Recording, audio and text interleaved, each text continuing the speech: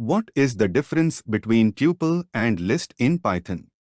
In Python, both lists and tuples are used to store collections of items, but they have several key differences.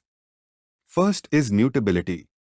Lists are mutable, meaning you can change, add, or remove elements after the list is created. In this example, we are creating a list my_list containing integers 1 through 5. Then, append and update function work properly on list. In this way, we can change the list after creation.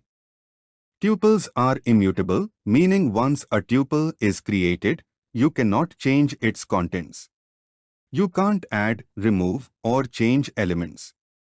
In this example, you can see, on appending and updating tuple, it is raising exception. Second is syntax. Lists are enclosed in square brackets, and tuples are enclosed in parentheses. Third is performance. Lists are slower for large collections, especially when modifying elements, because they need to allocate more memory and potentially shift existing elements.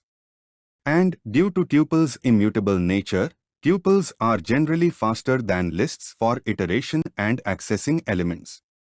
Fourth is use cases.